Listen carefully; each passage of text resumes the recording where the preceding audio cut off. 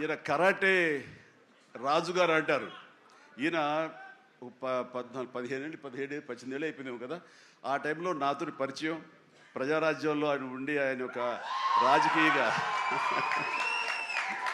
జై జై జై జనసేన. ప్రజారాజ్యం మారిపోయింది.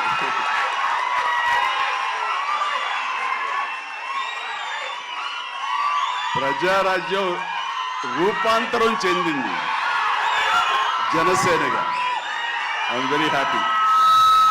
ఆ రోజున పొలిటికల్గా తను రావాలి అని, పొలిటికల్ ఎదగాలని తన ఇంట్రెస్ట్ అని చెప్పినప్పుడు నేను వెంటనే ఆయనకు అవకాశం ఇవ్వడం జరిగింది. బట్ పరిస్థితులు ఇంకోలాగా ఉండేది. అలాగే అప్పటి నుంచి నాతోటి సత్సంబంధాలు ఏర్పరచుకున్నాడు. వాళ్ళ అబ్బాయి ఇట్లా సినిమాలోకి వస్తాడు అని కూడా చెప్పాడు. నేను వాళ్ళ ఇంటికి వచ్చినప్పుడు మేము ఏదో పూజకు వచ్చాను ఒకసారి, అయ్యప్ప పూజకు వచ్చినప్పుడు. చాలా చిన్నవాడు అనుకుంటా విసక్షన్.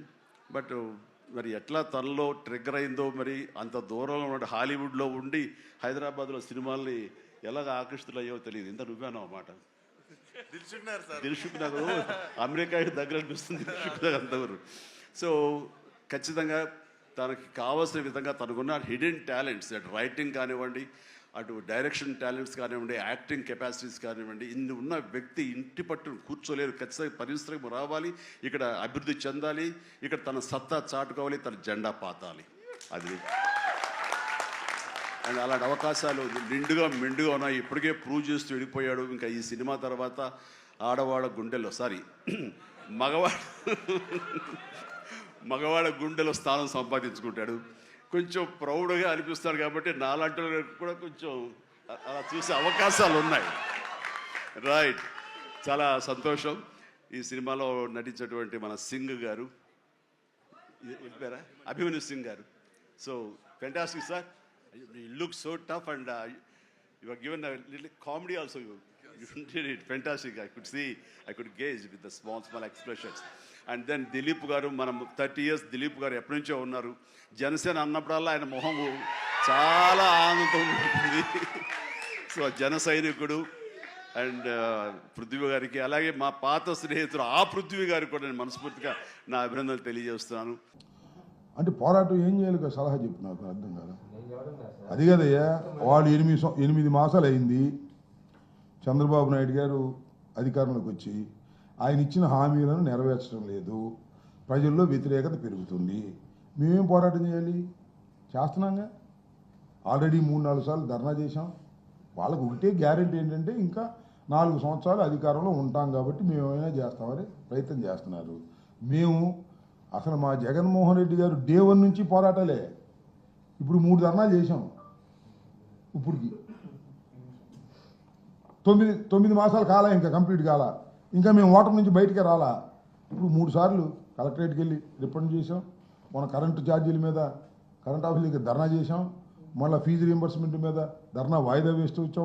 ఎమ్మెల్సీ కోడ్ ఉండటం వల్ల పోరాటాలు చేయటంలో వెనుకాడే ప్రశ్న లేదు. పోరాటాలు చేస్తాం, ప్రజల్ని చైతన్యపరుస్తాం. ప్రజలు వాటిని తెలుసుకుంటారు. ప్రజలు పోరాటాల్లోకి వచ్చి పాల్గొకపోవచ్చు, అది వేరే విషయం. ఇంకా టైం పడుతుంది పోరాటాల్లోకి వచ్చి చేసేదానికి. చంద్రబాబు ఏమో భయపెట్టేస్తున్నాడు, అరెస్టులతో అక్రమాలతో భయపెట్టేస్తున్నాడు. చంద్రబాబు నాయుడు గారు అక్రమ అరెస్టులు చేసేస్తున్నాడు. సోషల్ మీడియా వాళ్ళని అరెస్ట్ చేసేస్తున్నాడు. 2 నెలలు, 3 నెలలు, 4 నెలలు. నాకు అర్థం కాల. మర్డర్ కేసులోనే 2 నెలలకి 3 నెలలకి బెయిల్ వస్తుంది. సోషల్ మీడియాలో 3 నెలల దాకా బెయిల్ రావట్లా. అంత పకడ్బందీగా పోలీస్ వ్యవస్థను వాడుతున్నాడు ఆయన. దుర్మార్గంగా వ్యవహరిస్తున్నాడు. పెద్ద లాయర్లు పెడుతున్నాడు. సుప్రీంకోర్టులో అసలు పెద్ద లాయర్లు పెట్టి సోషల్ మీడియాలో వాళ్ళకి రాకోకుండా, మా మీద కేసులు పెట్టిన వాళ్ళకి బెయిల్ రాకోకుండా వచ్చే విధంగా ఆయన మొత్తం పవర్ని అంతా ఉపయోగిస్తున్నాడు. ఎంతో కాలం కొనసాగదు, కొంతకాలం కొనసాగిద్ది తప్ప కలకాలం అది కొనసాగదనే విషయం ప్రజలకు తెలుసు, చంద్రబాబుకు తెలుసు. చూద్దాం ఏం జరిగిద్దాం. ఇప్పుడు నిన్న ఏంటి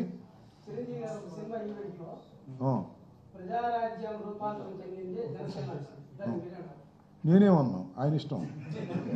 నేను ఎందుకు అంటాను? అది లేటుగా చెప్పావేంటి అంటాను. ఆయన నేను కాదు, ఆయన ఇప్పుడు దాకా ఎందుకు చెప్పలేదు. చిరంజీవి గారు ప్రజారాజ్యం పార్టీనే తొండ ముదిరి ఊసర వెళ్ళిందంట. అలాగే ప్రజారాజ్యం పార్టీ రూపాంతరం చెంది జనసేన అయిందనే విషయం ఇప్పుడు దాకా ఎందుకు చెప్పలేదు అన్నా నేను. అది నా బాధ. మంచిదే అన్నా తమ్ములు. అయితే రూపాంతరం చెంది ఇలా మారితే మారింది, కానీ పాపం చిరంజీవి గారు నాకు కూడా బాగా తెలుసు, చాలా మంచివాడు, సౌమ్యుడు, ఒక విధంగా రాజకీయాలకు పెద్దగా పనికొచ్చే వ్యక్తి కాదు. దాని పేరు ప్రజారాజ్యం పార్టీ ముదిరి కాంగ్రెస్లో కలిసింది. ఈ జనసేన కూడా ముదిరి బీజేపీలో కలిసిద్దేమో జాగ్రత్త పడమన్నా. దీన్ని కూడా అలా దీన్ని విలీనం చేసేస్తాడా? అన్నేమో కాంగ్రెస్లో విలీనం చేశాడు, తమ్ముడు బీజేపీలో విలీనం చేస్తాడా అనే సంకేతాలు కనిపిస్తున్నాయని చెప్పే మాట ప్రకారం చిరంజీవి గారు ఏమన్నాడు, ఇది మారి అదేయింది అన్నాడు. ప్రజారాజ్యం మారి జనసేన కాలేదు, ప్రజారాజ్యం మారి కాంగ్రెస్ అయ్యింది, కాంగ్రెస్లో కేంద్ర మంత్రి అయ్యాడు. అలాగే జనసేన మారి బీజేపీలోకి చేరి మరి ఆయన కేంద్ర మంత్రి అవుతాడా? ఇలాంటి సందేశం ఏమన్నా ఇచ్చాడా? ఒకసారి చెక్ చేసుకోమని మనం చేస్తున్నాను. బాగా ఉన్నది చెప్పానే, బాగా చెప్పండి. Okay, right, thank you. నీకు ఏం కావాలో అది అడుగుతావు అంతే కదా. అది కదా లడ్డూ ప్రసాదం వదిలేసి ఏదేదో అడుగుతున్నారు మీరు, నన్ను ఎక్కడికో తీసుకెళ్తున్నారు మీరు నన్ను.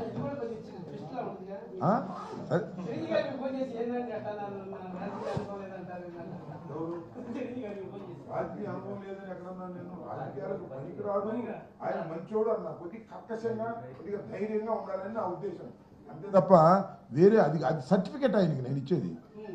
నేను ఇస్తున్న ఒక మంచి సర్టిఫికెట్ ఎవరికి? రాజకీయాలకు పనికిరాడంటే అతి మంచివాడు, అతి సౌమ్యుడు, ఎవరినన్నా ఏమైనా విమర్శించాలన్నా కూడా ఎందుకులే అనుకుంటాడు. అట్లా కుదరదు కదా రాజకీయాల్లో. ఇప్పుడు నాకు చాలా సన్నిహితంగా ఉండే అవతల పార్టీలోకి వెళ్ళిన వాళ్ళు కూడా విమర్శిస్తున్నా, నాకు సన్నిహితులైన వాళ్ళు కూడా. అట్లా పార్టీ స్టాండ్ కాబట్టి అలాంటి స్టాండ్ పాపం ఆయన తీసుకోలేడు. అందువల్ల తీసుకెళ్ళి శుభ్రంగా ఢిల్లీ కోటకు అప్పచెప్పాడు కాంగ్రెస్కి. ఎవరిని అడుగుతున్నా? నన్ను, ఆయన అడుగు. అవును, ఆయన ఇప్పుడు జనసేనలో ఉన్నట్టుగా అర్థం అవుతుంది నువ్వు చెప్పే లెక్క ప్రకారం.